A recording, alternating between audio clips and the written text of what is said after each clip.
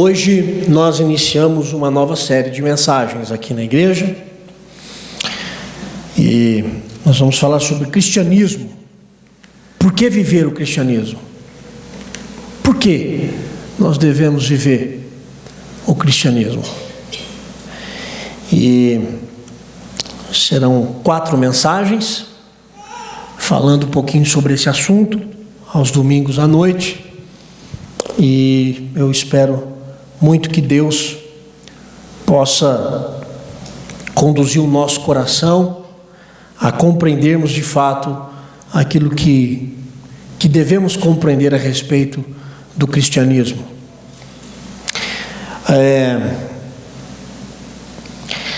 Se nós pudéssemos definir o nosso mundo a respeito do assunto da religião, a melhor palavra que nós encontraríamos para definir o nosso mundo seria Babel. A gente vive uma grande Babel. Todas as religiões competindo para ganhar a atenção, para ganhar o ouvido dos seus ouvintes. E aí, o que é que nós encontramos? Um grande fast food religioso. Um enorme, com grandes variedades, do jeito que você quiser. E aí, muita gente come e bebe desse variado fast food religioso, e depois de comer e beber de tanta variação, tem um revertério espiritual, né? As pessoas já não sabem mais o que é verdade, e essas pessoas também já não sabem nem no que acreditam. E se você perguntar para essas pessoas, olha, por que de manhã ela vai numa igreja, à tarde ela frequenta uma outra linha, depois à noite ela procura uma outra linha religiosa? E se você perguntar para essas pessoas, olha, por que você vive assim? Me explica. E aí, a maioria das pessoas, elas têm uma resposta meio pronta, já meio bem definida. Elas dizem o seguinte: olha, todas as religiões levam a Deus. Todas as religiões desembocam em Deus. Essa frase, ela chama a nossa atenção para um sinal nos nossos tempos, que é o pluralismo religioso. Não é? O que é o pluralismo religioso? É até difícil de falar, né? Pluralismo. Né? A língua dá até uma enrolada no negócio. O pluralismo, ele representa um descaso com a existência de um discurso verdadeiro.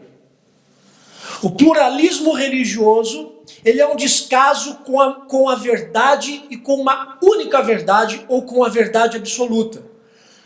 Então a tese é que não tem uma verdade absoluta. Então tudo é relativo.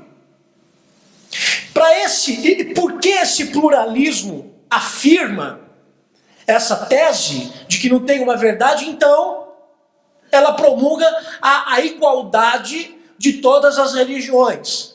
Então nenhuma religião pode se posicionar como sendo verdadeira. Nenhuma religião pode bater a mão no peito e dizer: nós temos um discurso verdadeiro, dentro do pluralismo religioso. Essas religiões, elas podem ser estudadas e elas devem ser aceitas como legítima expressão de fé. Bom, tem uma coisa boa no pluralismo religioso que a gente não pode descartar. Sabe o que é? A coisa boa no pluralismo religioso é que a gente tem a oportunidade de revelar o Evangelho. É uma ótima oportunidade de pregarmos o Evangelho e de, juntamente ao evidenciarmos o Evangelho, a gente também tem a oportunidade de mostrar o que é o cristianismo. Mas falar de pluralismo, de certa maneira, a gente também pode usar esse termo para falar do cristianismo. Por que eu estou dizendo isso? Bem, quando eu digo assim para você, olha, a temática, né? A chamada da nossa série é: por que viver o cristianismo? Bom, se eu digo assim para você: vamos viver o cristianismo? Para eu dizer isso para você, eu preciso explicar o que é o cristianismo. O que é o cristianismo? E aí, a palavra pluralismo, ela faz também um certo sentido. Porque dentro do cristianismo, nós temos várias formas de interpretação. Nós temos o cristianismo histórico reformado, nós temos o cristianismo ortodoxo, nós temos o cristianismo pentecostal, nós temos o cristianismo neopentecostal, nós temos o cristianismo católico romano, e etc, e etc. Então, pastor, quando você fala, vamos viver o cristianismo, mas que cristianismo que o senhor está dizendo? Porque no Brasil, tem cristianismo para dar e vender. É até triste dizer isso. Porque tem tanto cristianismo para dar e vender, mas a gente não vê nenhuma mudança na nossa sociedade, no nosso país. Enfim. Quando eu me referi em toda a série que nós devemos viver o cristianismo, eu tenho alguns pilares, e esses pilares se encontram na Bíblia, na Escritura Sagrada. Por exemplo, primeiro, as Escrituras Sagradas, elas revelam a vontade de Deus para o homem. Segundo, nas Escrituras Sagradas, nós conhecemos que nós somos pecadores e que nós ofendemos a Deus com os nossos pecados. Todos nós aqui ofendemos a Deus com os nossos pecados. Terceiro, nas Escrituras Sagradas, nós conhecemos que Jesus é o Filho de Deus e o único mediador entre o homem pecador e o Deus Santo. Quarto, nas Escrituras Sagradas, nós também conhecemos o modo e conhecemos o estilo de vida que nós devemos ter quando nós dizemos que somos cristãos. Somos cristãos? Ok. Se dizemos que somos cristãos, o nosso estilo de vida deve ser coerente com o ensino das Escrituras Sagradas. E quinto, nas Escrituras Sagradas, a nossa esperança, ela é alimentada pelo fato de que um dia viveremos eternamente com Deus e estaremos vendo face a face, sem a interferência do pecado, e vou chamar de viver uma sociedade sem pecado eternamente. Esses são os 5 pilares quando eu me refiro a respeito do cristianismo. Mas pastor, como é que nasceu o cristianismo? A Bíblia também fala como nasceu o cristianismo. O cristianismo nasce emaranhado junto com o judaísmo da época de Jesus. Mas à medida que o cristianismo vai se desenvolvendo, ele se solta do judaísmo. E por quê? Por um fator extremamente importante na vida cristã. A fé cristã é especialmente missionária. O cristianismo se solta do judaísmo pelo fato do cristianismo começar a alcançar os gentios, o que incomodava os judeus. A partir daí, o cristianismo começa a se soltar do contexto judaico, religioso. Então, quando eu falo em cristianismo, eu falo nesses 5 pontos. Mas diante de tanta confusão sobre o assunto do cristianismo, eu pensei então montar essa nova série de mensagens. E eu preciso assim ser bem claro com vocês que eu tenho 2 expectativas. Eu espero pelo menos 2 resultados com essa nova série. O primeiro, eu espero que todo domingo, nesses próximos 4 domingos, eu espero que esse seja um período de verdade, onde o seu coração seja tocado e que você descubra uma vida que você nunca descobriu até então. E se você está aqui hoje, eu convido você a terminar a série. Você pode nunca mais pisar na igreja, mas o meu convite é para você pegar as sequências das mensagens nesses 4 próximos domingos. Porque a minha primeira expectativa é para que o seu coração seja tocado e você descubra o verdadeiro sentido da palavra vida. Eu tenho uma segunda expectativa. A minha segunda expectativa é para que também, de alguma forma, você consiga desenvolver uma perspicácia apologética. Para que, de algum modo, você consiga defender ou conversar sobre a sua fé quando isso lhe for requerido. Por que viver o cristianismo?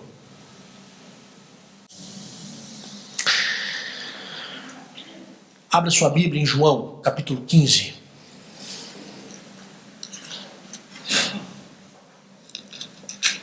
Vamos ler dos versículos 1 até o versículo 16.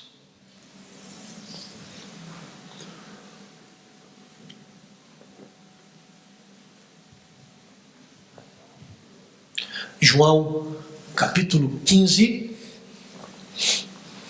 versículos de 1 a 16.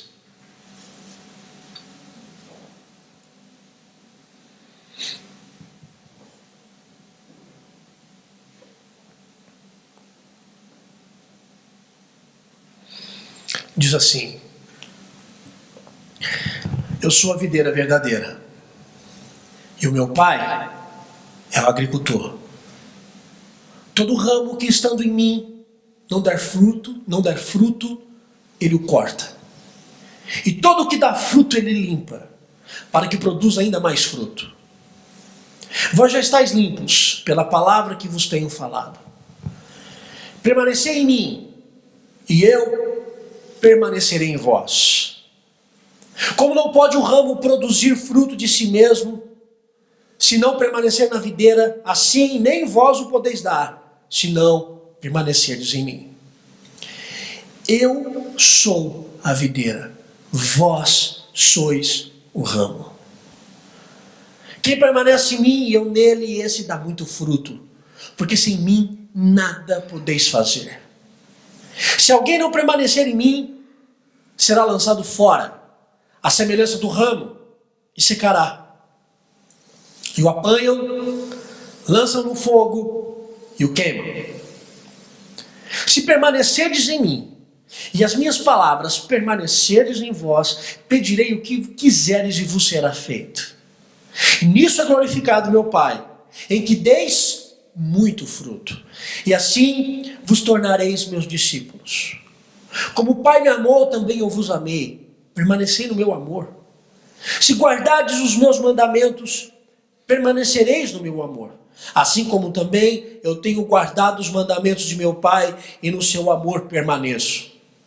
Tenho-vos dito estas coisas para que o meu gozo esteja em vós, e o vosso gozo seja completo. O meu mandamento é este: que vos ameis uns aos outros, assim como eu vos amei. E ninguém tem maior amor do que este, de dar a alguém a própria vida em favor dos seus amigos. Vós sois meus amigos, se fazeis o que vos mando. E já não vos chamo servos, porque o servo não sabe o que faz o seu senhor, mas tenho-vos chamado de amigos, porque tudo quanto ouvi de meu Pai vos tenho dado a conhecer. Não fostes vós que escolhestes a mim, pelo contrário, eu vos escolhi a vós outros, e vos designei para que vades e deis fruto, e o vosso fruto permaneça, a fim de que tudo quanto perdides ao Pai em meu nome, Ele vô-lo conceda. Isto eu vos mando, que vos ameis uns aos outros. Até o versículo 17. Por que viver o cristianismo? Nós somos tendenciosos a dar algumas respostas. Por exemplo, bom, eu vivo o cristianismo porque eu nasci na igreja. Nasci na igreja. Então, meus pais me ensinaram sobre o cristianismo, então eu estou aqui na igreja desde criança. E aí, se nós damos essa resposta, sabe o que é que nós concluímos? Nós concluímos que as circunstâncias nos levaram a viver o cristianismo. Ok, é verdade. Os pais ensinam desde criança, isso é verdade. Agora entenda uma coisa, isso é apenas parte da verdade. Por que é apenas parte da verdade? Veja, por que tem muitas pessoas que tiveram uma educação cristã desde criança, mas não vivem o cristianismo? Por que tem tanta gente que cresceu ouvindo do evangelho, cresceu ouvindo sobre a vida cristã, mas não vive o cristianismo? E preste bem atenção, viver o cristianismo não é conhecer cognitivamente, mas é você exalar o evangelho em toda a existência da sua vida. Mesmo porque, gente, deixa eu dizer uma coisa para você, acreditar em Deus é uma coisa, conhecê-lo é outra completamente diferente. Você pode estar aqui hoje, você pode muito bem acreditar em Deus, e eu tenho uma coisa para dizer para você, você começa muito bem, mas não pode ser só isso, porque o diabo também crê e treme. Acreditar em Deus é uma coisa, conhecê-lo é outra completamente diferente. Por isso, dizer, eu vivo o cristianismo porque os meus pais me trouxeram para a igreja, ou porque eu tive uma educação cristã, não é, ou não seria, uma resposta completa. Ou então alguém pode chegar e dizer assim para mim, bom pastor, eu vivo o cristianismo porque um dia eu pedi para que Cristo entrasse na minha vida, e aí a partir de então, eu assumi um compromisso com Ele. Eu vou dizer, ok, muito bem. É verdade. Mas também não é uma verdade inteira. E não é o início da história. Quando você vai contar uma história para alguém, você começa a história do meio? Não, você tem que começar a história do início. Bom, tem alguns filmes aí, meio cult, que começam do meio. Eu confesso que eu fico perdido nesse filme, mas tudo bem, né? Mas quando você vai contar uma história para alguém, você conta do início da história. Vou dar um exemplo. Quando a gente vai pregar o evangelho para alguém, você não pode pregar o evangelho para alguém iniciando falando, você é um pecador e tem que nascer de novo. Não. Você tem que falar, olha, tudo que Deus fez é bom. Você começa na criação. Porque é o início da história. Depois é que você vai falar da pedra no meio do caminho da história, que se chama pecado. E depois é que você vai falar que só alguém pode remover a pedra chamado pecado, que é Jesus de Nazaré. É uma história. Você dizer que você assumiu o compromisso com Jesus é parte da história, mas não é o início dela. Existe um fator primário. E a gente precisa começar com esse fator primário. E esse texto vai poder indicar para nós como que é esse processo. O porquê que eu vivo o cristianismo. Vamos observar aqui o que diz o texto. Deixa a sua Bíblia aberta aí. O texto começa com uma afirmação que Jesus faz sobre si. Ele diz, eu sou a videira verdadeira. Bom, as analogias de Jesus, as parábolas de Jesus é muito criativo, muito. E aqui ele usa uma analogia perfeita para indicar que ele é o único que pode gerar vida, e ao mesmo tempo que ele é o único que gera vida, ele é o único que gera alegria no coração do homem. Por quê? Bem, o suco da videira é o vinho. E o vinho serve como símbolo ilustrativo de alegria no contexto bíblico. O vinho no contexto bíblico representa alegria. Ou seja, quando Jesus diz, eu sou a videira verdadeira, ele afirma ser a videira verdadeira porque ele é fonte da verdadeira alegria. Vamos parar aqui. Jesus é a fonte da verdadeira alegria porque ele diz, eu sou a videira verdadeira. Sabe qual é a grande confusão que nós temos no nosso coração hoje? E eu tenho certeza que é o seu coração também assim. É que a gente busca alegria em outras videiras. E sabe qual é o grande problema? A gente busca alegria em outras videiras que não são verdadeiras.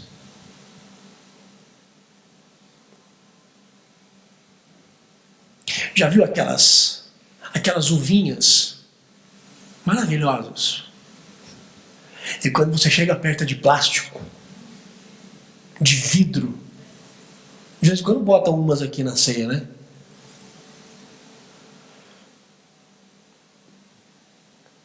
Sabe qual é o grande problema? A gente quer satisfazer a alegria da nossa alma em outras videiras que são falsas. A videira do sexo livre, a videira do álcool, a videira do dinheiro. Dê nome que você quiser. Dê o nome que você quiser. Você vai comer dessa videira e você vai continuar a ter fome e sede. E o pior, você nunca ficará satisfeito. Porque só existe uma videira verdadeira, capaz de gerar alegria em nós.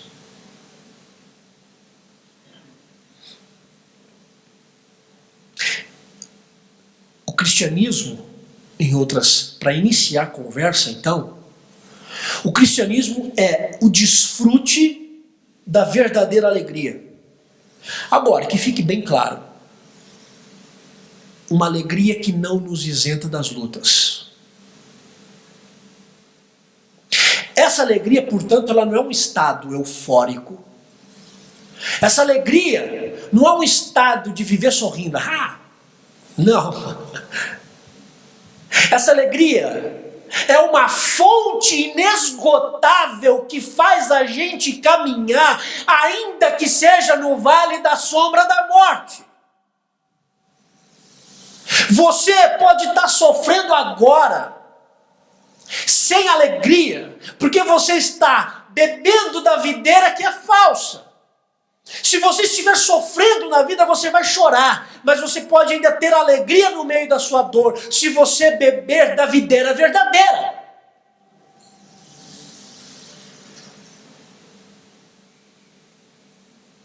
A palavra verdadeira aqui, no original, significa genuína. Existe apenas uma fonte de alegria para a alma humana. Apenas uma fonte. Jesus de Nazaré. Tenha você dinheiro ou não. Tenha você saúde ou não. Seja você concursado ou não. Tenha você um emprego ou não. Seja casado ou não. Tenha filhos ou não. Uma única fonte de satisfação na alma é Jesus. É Jesus. É Jesus.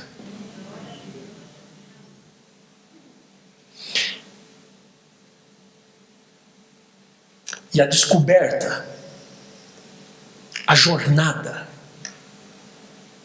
para a gente descobrir por que viver o cristianismo começa aí. A alegria de se viver está em uma pessoa, a única que gera a verdadeira e genuína alegria, é Jesus. Fica claro então, já logo no primeiro versículo, fica claro que a proposta do cristianismo tem como base uma relação entre Deus e você. Essa é a proposta do cristianismo. Entenda, Deus quer se relacionar com você e comigo também. Deus quer se relacionar conosco. E aí, o que é que Jesus faz a seguir? Para mostrar essa relação, onde Jesus quer oferecer para nós a genuína e verdadeira alegria, ele então usa a metáfora da videira. E ele se coloca como a videira. E ele coloca a mim e coloca você como os ramos dessa videira. Olha que imagem linda. Você consegue ver, visualizar essa imagem no seu coração? Ele está dizendo, olha, deixa eu tentar dizer para você como que é essa relação. Eu sou a videira que gera alegria. Vocês são os ramos que saem dessa videira. Agora entenda uma coisa. Quando a gente lê esse texto, nós focamos em frutos. Fruto. Calma lá. Vamos devagar. O ramo ele nunca pode produzir fruto por si mesmo. E isso é o que Jesus diz: o ramo não pode dar fruto se não estiver ligado na videira. Porque o ramo precisa ser nutrido. E ele só vai ser nutrido pela videira. E Jesus é a videira. Ou seja, a minha alma e a sua alma só vai receber o nutriente da alegria se nós estivermos em Jesus. Fora dele não há nutriente. E aí quando o ramo não frutifica, pastor, mas quando o ramo não frutifica, o que é que acontece? Bem, algumas pessoas vão dizer que, bom, o problema do ramo não frutificar não está no ramo, está na videira. Porque não é a videira responsável por dar nutrientes ao ramo. O problema não é o ramo. O problema não sou eu, pastor. O problema é Deus, que não se importa comigo. O problema é Deus, que não vê a minha dor. O problema é Deus, que não vê que as coisas estão ruindo na minha vida. Eu estou aqui na igreja, mas a minha vida está uma loucura. Deus vê o fulano aqui sentado no mas Deus não está me vendo, está entendendo? Então o problema não está no ramo, o problema está na videira, que é Jesus. Então o problema não está comigo. Eu não dou fruto, é por conta dele. Ele que tem que gerar alegria em mim. O problema não está na videira. O problema está em mim e o problema está em você. Sabe por quê? Deixa eu fazer um caminho de lógica aqui. Jesus está dizendo que ele é a fonte da verdadeira alegria. Ele é a videira. Ele é a verdadeira videira. A verdadeira fonte de alegria.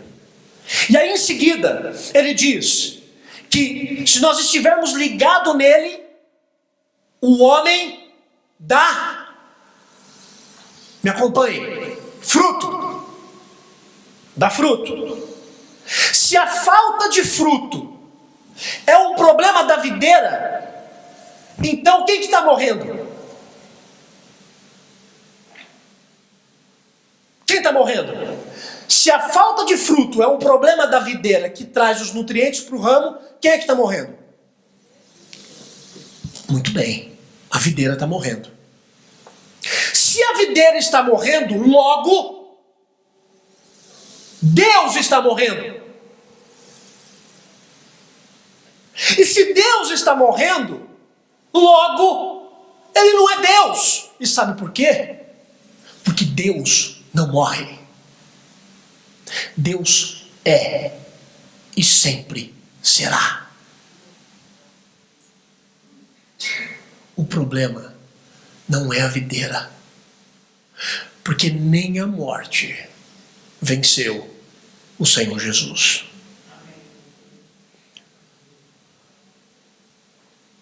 Descarta-se a ideia de que o problema está na videira. O problema está em mim, está em você. O problema está na gente. Se o problema está em nós, como é que nós vamos resolver esse problema?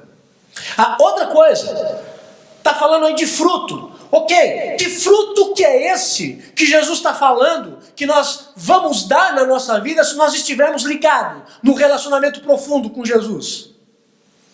Que tipo de fruto é esse? Bom, vamos tentar resolver o primeiro problema, o problema com a gente. Para a gente resolver o nosso problema, Jesus diz que nós devemos estar ligados, ou que nós temos que permanecer nele. Você prestou atenção na leitura do texto, quantas vezes aparece o termo permanecer? Do versículo 1 até o versículo 16, a palavra permanecer aparece 11 vezes. 11 vezes. Essa repetição aqui evidencia uma reação humana nessa nossa relação de Deus com o homem. Nós temos uma reação, nós temos que fazer algo, permanecer. E Jesus fala, permaneça em mim, permaneça em mim, permaneça em mim. Porque quando a gente descobre a fonte de alegria para a nossa alma, então nós temos que buscar permanecer diariamente nessa relação. E não buscar alimentar a nossa alma em videiras que são falsas e que não vai gerar vida e nem fruto em nós. O permanecer no texto é a nossa busca constante em sermos nutridos pela videira. Com isso, a gente aprende que nós temos uma responsabilidade com a relação com Deus. Entende? Porque tem gente que diz assim: minha relação com Deus depende de Deus. Depende mesmo. Depende de Deus. Mas você tem uma responsabilidade com essa relação. Deixa eu explicar para você melhor. Você é casado. E aí você olha para o seu cônjuge e diz assim: te amo. Só isso? Não. Você dizer que ama o seu cônjuge implica em você viver. Implica em você viver esse amor. Como é que você vive esse amor? Sendo fiel, sendo humilde, se sujeitando ao seu cônjuge em amor, respeitando, honrando, e etc, e etc, e etc. Amar o seu cônjuge explica, exatamente essa ideia. Implica em você assumir essa responsabilidade de amor e você permanecer. Pela via da promessa que você fez diante de Deus, você permanece nutrindo esse amor todos os dias e todas as manhãs. Do mesmo modo, a nossa relação com Deus. Nós buscamos permanecer ligados na videira como um ato responsável. Isso resulta em estar ligado na videira. Bem, ok, pastor, eu entendi que eu tenho que estar ligado na videira. Eu entendi que eu tenho que permanecer. Eu entendi que eu tenho uma responsabilidade com a minha fé. Eu entendi que eu tenho uma responsabilidade na minha relação com Deus. Eu tenho que buscar. Ok. Agora, que fruto é esse que Jesus está dizendo que eu tenho que dar para o mundo?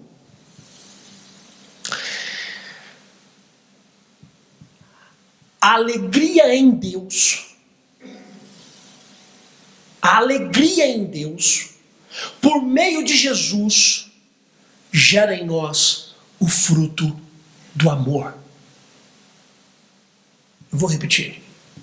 Quando nós estamos ligados na videira e somos alimentados pela alegria que vem do Senhor, o fruto decorrente da alegria é o amor. É por isso que ele diz no versículo 12, que ele dá o mandamento. O meu mandamento é este, que vos ameis uns aos outros assim como eu vos amei. É claro! Porque o amor aqui é resultado de viver uma relação profunda e íntima com a videira verdadeira. Amar o próximo é fruto da nossa relação com Deus, por meio da videira verdadeira. Deixa eu dar um exemplo. Quando uma pessoa chega para você e diz assim: pastor, eu estou com um problema com fulano. Eu não consigo conversar com fulano, eu não tenho paciência com fulano, nem quero trocar ideia com ele. Sou da mesma igreja, participamos juntos da ceia, mas eu não quero conversar com ele. Qual é o problema dessa pessoa?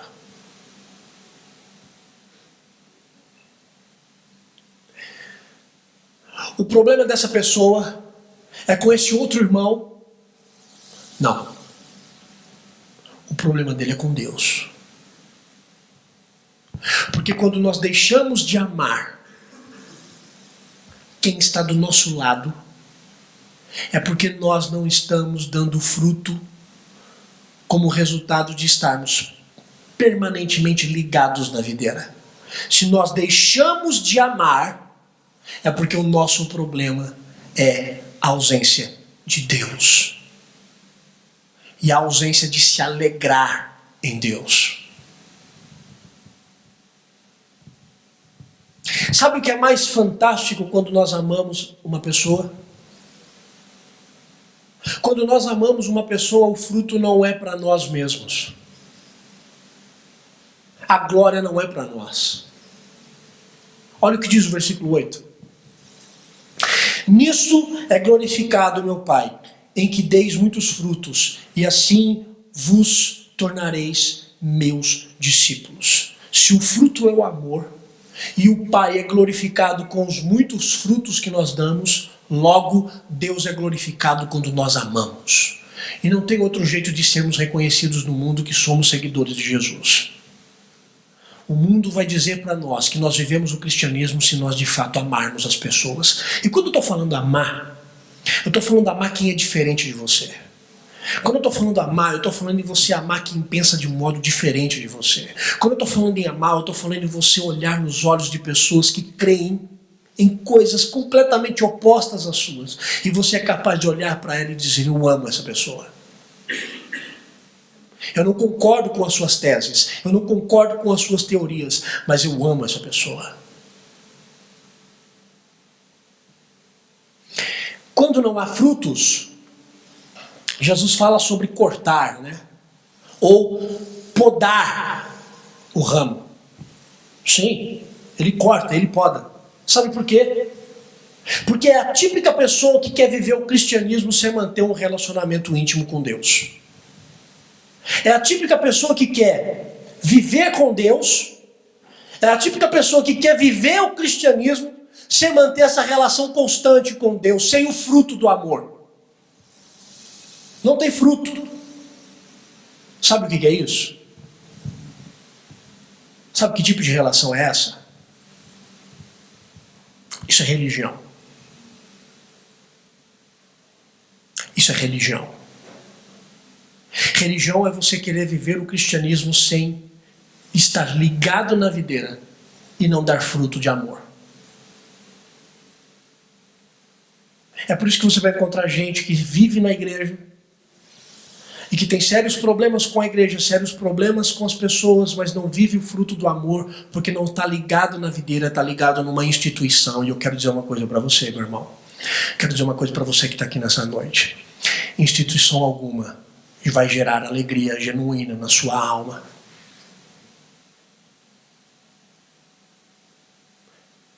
Essa também é uma videira falsa. Porque tem muita gente que acredita na ideia de que porque está numa igreja vai desfrutar da alegria em Deus. Não. Você está enganado. Você só vai desfrutar da alegria em Deus quando na sua semana você estiver ligado na videira. Você só vai desfrutar da alegria na comunidade quando você estiver ligado na videira. Você só vai chorar e cantar louvores a Deus como nós cantamos aqui com sinceridade, sendo movido na sua alma quando você estiver ligado na videira. Instituição é videira falsa. Ainda que ela tenha algumas coisas boas, mas é uma videira falsa porque não gera alegria na alma. Videira verdadeira só tem um.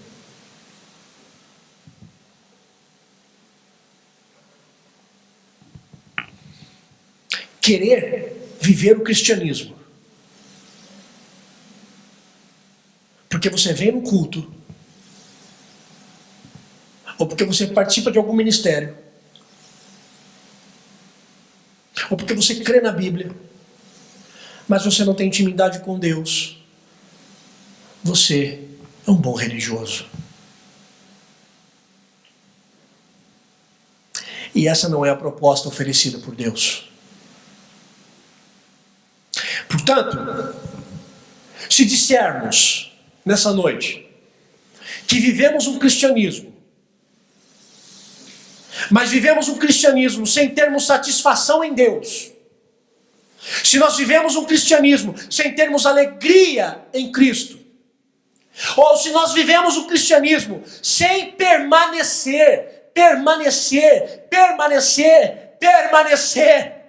vou ter que repetir 11 vezes como o texto diz, permanecer em uma relação constante com Deus por meio de Cristo.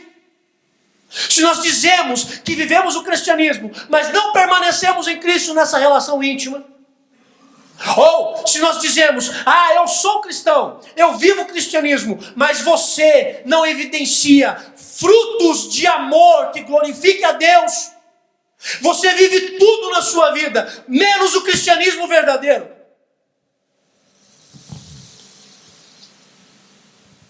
Você vive uma religião que ocupa o lugar de Cristo em sua vida. E eu quero dizer algo para você. Quem tem que ocupar o lugar da religião é Cristo, porque Ele está acima disso.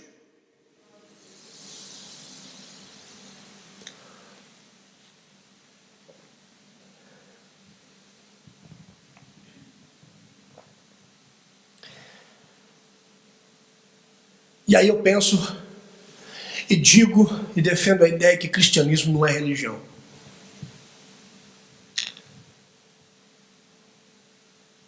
Mas aí alguém vai se levantar e vai dizer assim: mas pastor, olha só, se eu devo permanecer em Cristo para ter alegria, e se eu devo permanecer em Cristo para gerar frutos de amor, então quando eu tenho que permanecer, essa é uma escolha minha. E sendo uma escolha minha, o cristianismo não deixa de ser uma religião. Porque eu escolho ou não escolho. Bem, isso não é uma verdade.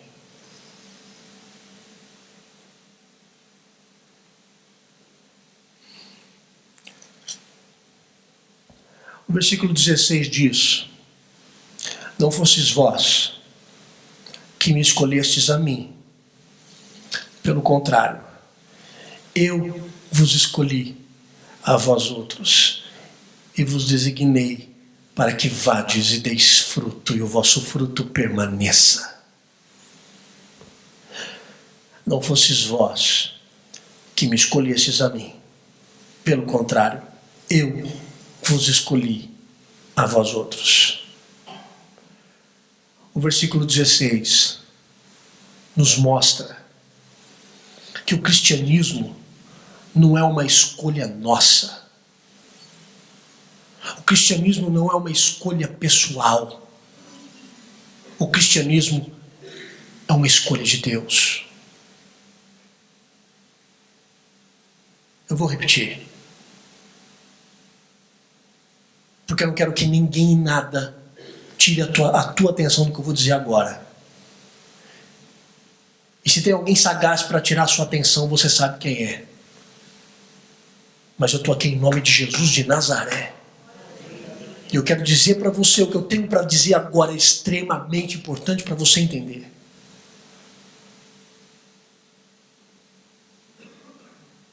O versículo 16 nos mostra que o cristianismo não é uma escolha nossa, mas é de Deus.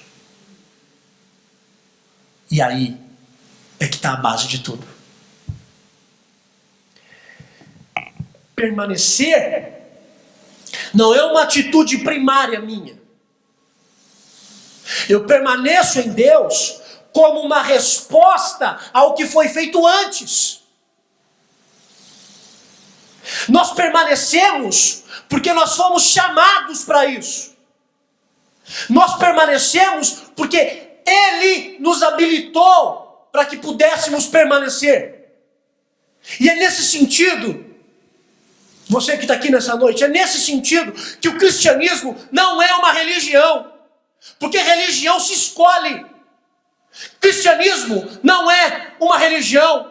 Cristianismo não é uma escolha nossa. Cristianismo é um chamado divino para viver em relação íntima com o Pai, glorificando a Ele com o fruto do amor, ligado pela pessoa de Cristo. Ser cristão não é uma escolha sua. Ser cristão é um chamado de Deus. Se nós somos cristãos, não é porque nós tenhamos nos decidido por Cristo, mas é porque Cristo se decidiu por nós. E sabe onde? Na cruz do Calvário. Foi lá que Ele se decidiu por nós, ao morrer por nós. Se nós hoje estamos dizendo que nós amamos a Ele, é porque primeiro Ele nos amou. Não é escolha. É um chamado. Não foram vocês que me escolheram, eu escolhi vocês para que vocês vão e deem fruto, ou seja, para que vocês deem muito fruto de amor, porque o que está vivendo em vocês não vem de vocês, vem da videira.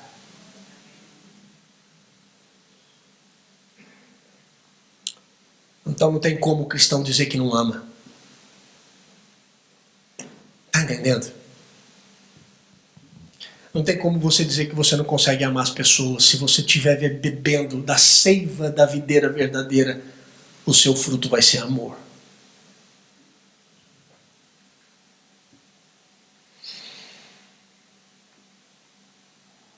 Eu não escolhi a Cristo. E eu nunca escolheria.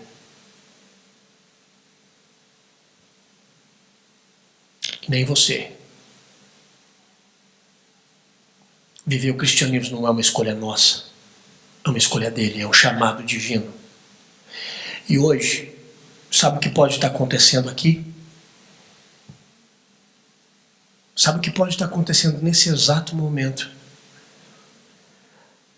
Deus pode estar te chamando.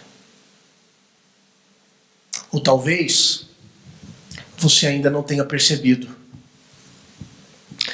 mas Deus há muito tempo está com o dedo te cutucando de várias formas, chamando a sua atenção, incomodando a sua alma, chamando você, seja pelas dores, seja pelas lutas, seja pelas tribulações, o dedo de Deus te cutucando e te chamando para você viver nele e para ele e para a glória dele.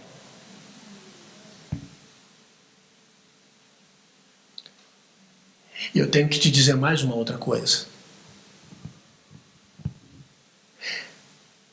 Deus não o deixará até que você caia de joelhos diante dele. E sabe o que é que você vai querer fazer? Você pode estar há muitos anos ou há muito tempo fugindo. Fuja. E ele ainda continuará atrás de você. Ele ainda perseguirá você, atrás de você, para lhe dar alegria, para lhe dar amor e para dar uma relação que vai transformar a sua vida. Ele não o deixará.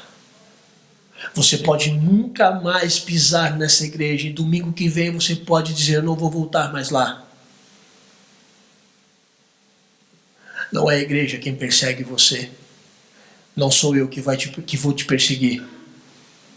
Mas é o dedo de Deus escolhendo e cutucando você e te chamando para viver nele e para ele.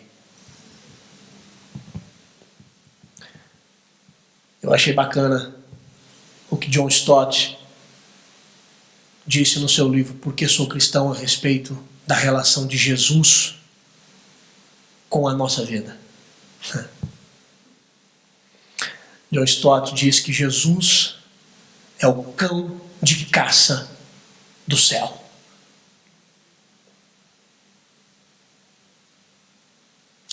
Para onde você for, o cão do céu, o cão de caça, irá perseguir você até que ele venha atrair você para ele e você seja transformado.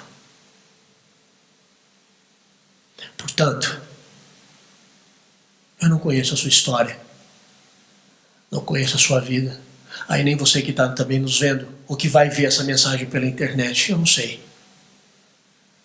O que eu sei é que Jesus pode estar chamando você nessa noite. E entenda, viver o cristianismo não é uma escolha sua, é um chamado divino. É um chamado divino. Eu não sei quanto tempo você está fugindo ou correndo, mas que você saia daqui nessa noite entendendo que não foi você que escolheu a ele. Ele escolheu você. E você não tinha nada para oferecer a ele. você não tinha méritos e nunca tem e nunca terá. Mas por que ele me escolheu? Eu não tinha nada para dar para ele. Sabia que essa é a pergunta que eu me faço todos os dias? Por que ele me escolheu? Eu não sei. O que eu sei é que eu sou envolto no amor de um Deus que me amou como ninguém me amou. Um Deus que derramou o sangue dele por mim e por você. E nada e nem ninguém pode me arrebatar das mãos desse Deus que escreveu o meu nome nas suas mãos. E por tantas e tantas vezes na minha vida eu tentei fugir dele. Mas ele, como fez com Jonas, me enviou um peixe que me engoliu e me fez orar de novo. Eu não sei há quanto tempo você está fugindo. Eu não sei quanto tempo isso vai durar na sua vida. E eu não sei também se você vai continuar com a ideia de que você escolhe ele. O que eu sei é que se você está aqui nessa noite, não é acaso. É porque o sangue carmesim foi escorrido na cruz. E ele vai cutucar você. E vai perseguir você. E eu me lembro do texto do Salmo 23. Quando eu olho para trás, sabe o que eu vejo quando eu olho para trás na minha vida? Eu vejo que a bondade e a misericórdia do Senhor certamente me seguirão todos os dias. Bondade e misericórdia certamente me seguirão. Bondade e misericórdia certamente me seguirão, porque o cão de caça do céu é bondoso e é misericordioso, ele vem atrás de mim todos os dias.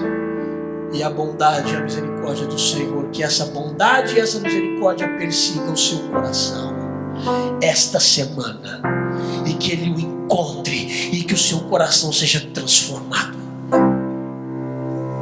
Por que eu vivo o cristianismo?